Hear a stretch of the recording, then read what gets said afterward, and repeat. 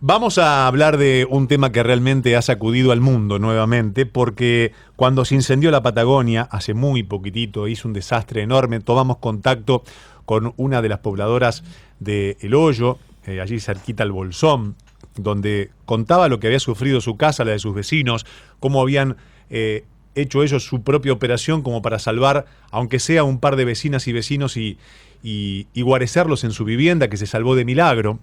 Pero quiero charlar con el especialista Guillermo de Fossé sobre cuáles son las razones por las que desde el 7 de marzo, estamos a día 22, desde el 7 de marzo, hay focos de incendios de vegetación en la provincia de Río Negro y Chubut, y hay un montón de participación comunitaria que se podrían claramente reducir los incendios porque la solidaridad siempre ayuda y en estos casos mejor. Guillermo, buenas tardes. ¿Cómo le va? Sebastián Shapiro lo saluda en Duplex, en L2 de Bahía Blanca. Gracias por atenderme. Buen día, Sebastián, y toda la audiencia de L2 de Bahía Blanca. Bueno, quiero contarle que Guillermo es investigador del CONICET y profesor de la Universidad de la Patagonia también, y lleva más de 30 años estudiando la dinámica de los incendios forestales. ¿Casualidad o intencionalidad? Bueno, ahí se conjugan una serie de factores que tenemos que tenerlos en cuenta, más pensando un poco con la cabeza fría después de la ocurrencia de estos eventos, porque no solamente se producen porque hay una mano extraña que pudo haber, digo pudo en potencial porque no lo sabemos todavía, que pudo haber, o varias manos potenciales que pudieron haber encendido, sino hay otras cosas que son las muy predisponentes en estos ecosistemas, en la cordillera andino-patagónica, desde el paralelo más o menos 38 hasta el 44, 45, tenemos y de este lado de la cordillera, porque también del otro lado dicen Chile que es Patagonia es una región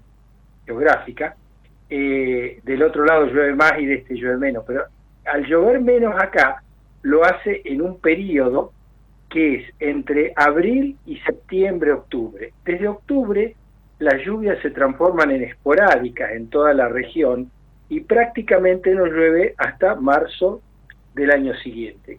¿Qué quiero decir con esto? Que a partir de mediados de enero, febrero, con las altas temperaturas reinantes, se produce un fenómeno de sequía estival, pues se llaman ecosistemas de tipo mediterráneo, y eso hace que cualquier chispa, cualquier fuente de ignición sea propensa a que se desarrolle un incendio. Nosotros hemos tenido muchísimos incendios durante este verano. Lo que pasa es que no fueron mediáticos y lo que pasa es que, ninguno afectó los bienes y personas, como este incendio en particular. Eso es más o menos una especie de introducción general. Y Guillermo, segundo, le quiero preguntar, ¿este es el único factor o también los factores de los vientos? Estuve leyendo un poco al respecto. ¿El viento del Océano Pacífico tiene que ver un poco en todo esto? Sí, tiene que ver, por eso digo, son condiciones ambientales que predisponen, primero, la sequía estacional, y segundo, que cuando se da esa sequía estacional y temperaturas muy altas durante muchos días seguidos, la vegetación se seca mucho más de lo que es lo normal, y si viene un frente, como en este caso se llama un frente frío del oeste, antes de que se produzca esa llegada, se dan unas condiciones meteorológicas que, bueno, serían muy por ahí tedioso explicar, pero que predisponen a la vegetación a que cualquier fuente de ignición prenda y se desarrolle un incendio de lo que se llama de comportamiento extremo. ¿Qué quiere decir de comportamiento extremo? Que se enciende y a los pocos minutos toma una dimensión que es muy difícil atacarlo con los medios manuales, se hace muy difícil atacarlos con maquinaria y después se produce ese comportamiento extremo que digo que es prácticamente catastrófico. Y eso fue lo que ocurrió estos días. Ujú. El Servicio Nacional de Manejo de Fuego había emitido alertas una semana antes sobre la entrada de este frente frío, el viento, y se imagina que la conjunción, cuando una vez que se produce la ignición de esos vientos, que acá en la Patagonia llegan hasta los 100 kilómetros por hora, 120, hacen de prácticamente de propelente para que se queme todo, ¿no es cierto? ¿Y cuál es la situación hoy en los principales focos de la Patagonia?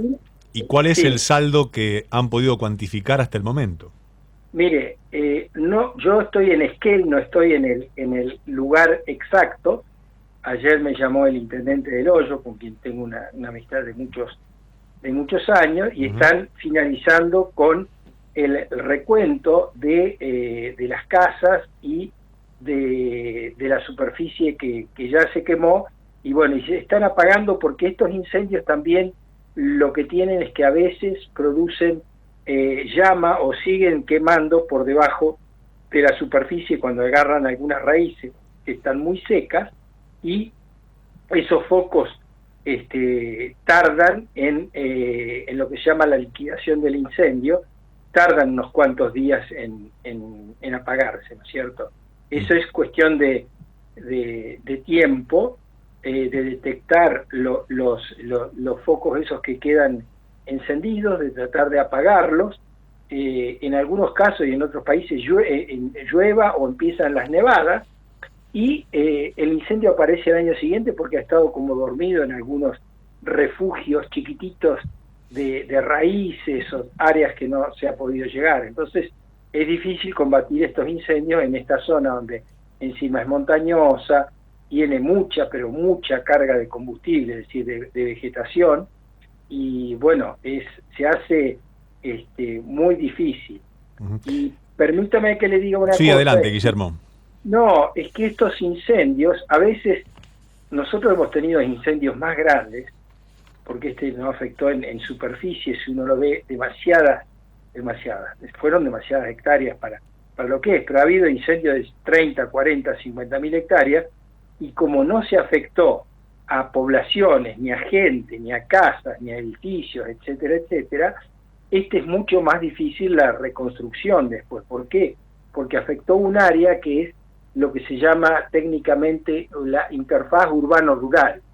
La interfaz urbano-rural es donde las casas o las urbanizaciones se entremezclan con la vegetación nativa.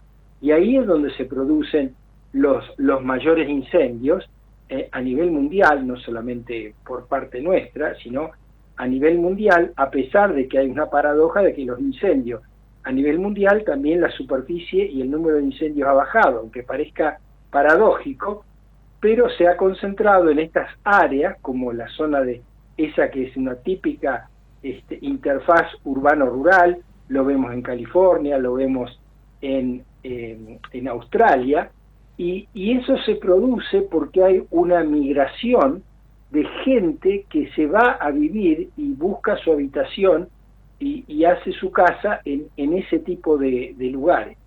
Para darle un ejemplo rápido, en Estados Unidos en el año 1960 tenía más o menos unos, calculemos, 180 millones de habitantes. 6 millones de habitantes vivían en estas áreas de interfaz urbano-rural. Hoy, en el año 2015 precisamente, tenía 300 millones. Pero ¿sabe cuántos vivían en las áreas de interfaz urbano-rural? ¿Cuánto? 120 millones. O sea, pasamos de un 3% a un 30% de la gente viviendo en esas áreas.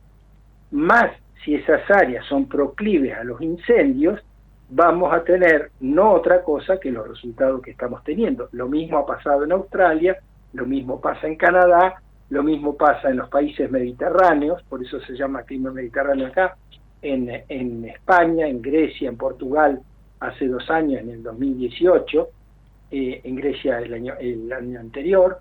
Es decir, tenemos como sociedad que reaccionar y pensar que en esos lugares es donde ocurre la mayor cantidad de las igniciones. Hay la ingeniera Godoy, que está trabajando en el CIEFAP y que trabajamos en conjunto durante muchos años, publicó un trabajo muy premonitorio en el año 2019, en la que ella hace un mapeo de la superficie casualmente del Bolsón, El Hoyo, Lago Puelo, donde ocurrieron estos incendios, y la forma en que crecieron las urbanizaciones en las áreas urbanos-rurales. No solamente crecieron las urbanizaciones, sino que de una superficie analizada muy grande, que eran casi 400.000 hectáreas, nosotros notamos que estas áreas de interfaz ocupan solo el 6%, pero dentro de esas áreas ocurren el 77% de las igniciones. ¿Qué quiero decir con esto? Que muchas de las igniciones, o sea que se desprende un fuego ahí, a veces se actúa rápidamente y esas igniciones no pasan más de un fuego muy pequeño que no aparece en ningún medio ni en ningún lado porque se extingue muy rápidamente. En otras ocasiones, como en este caso, se da que se conjugan, el otro día un colega suyo me preguntaba y le digo, se conjugan los planetas para que todo salga mal, es decir, gran cantidad de biomasa, casas muy apiñadas, temperaturas altísimas y encima un viento frío del oeste que lo único que hace es exacerbar la altura y la velocidad de la llama y producir lo que llaman pavesas, que digamos, la pavesa es un término técnico para definir como si fuera que se quema un pino o otra vegetación y salen como cañitas voladoras y que pueden llegar hasta los 2 kilómetros. Vegetación que sirve de combustión para propagar el incendio. Exactamente, para propagar el incendio, sí. Y muchas veces a la gente le da la sensación de que están prendiendo en todos lados al mismo tiempo. Guillermo, ¿cómo está la situación hoy en los principales focos ígneos? ¿Está controlada? ¿Es mucho mejor? ¿La naturaleza ayudó porque llovió? Está controlada y ahora viene toda la etapa de la reconstrucción y de la determinación de daños, y también la justicia tendrá que intervenir en lo que es las causas, porque bueno, pueden ser múltiples. Algunos hablan de que también es una conjunción. Fíjese que cuando hace mucho calor, la demanda energética es muy alta, eso lo sabe la gente de Bahía Blanca, y las líneas de alta tensión se sobrecalientan y los transformadores también, y un poblador vio cómo saltaban chispas de un transformador y las ramas que tocan esas líneas de alta tensión generan rápidamente un incendio. Si las condiciones meteorológicas y de combustible son bajas, es probable en invierno capaz que pasa 10 veces eso y no se produce ningún incendio. Pero como digo, cuando se conjugan todas las condiciones de alta sequía, muy baja humedad relativa y vientos muy fuertes, ahí se produce este tipo de catástrofe. Guillermo, le agradezco muchísimo el contacto y además los conceptos súper valiosos como para que también tengamos y entendamos cuáles son los factores que hacen a un incendio de estas magnitudes. Un abrazo a la distancia y esperemos que todo esto mejore. Bueno, muchísimas gracias, y un mensajito final muy cortito, decirles que este es un problema que tenemos que resolverlo entre toda la sociedad, y le dejo una reflexión. Cuando toda la sociedad está involucrada, pero no, como decimos ahora, en la solidaridad post-evento. La solidaridad tiene que ser también pre-evento. ¿Por qué? Porque hay estudios muy serios en Estados Unidos que dicen que por más que el Estado haga las tareas de prevención, si los ciudadanos no se comprometen con esas tareas, el día que viene un incendio, la probabilidad de apagarlo es entre el 10 y el 20%.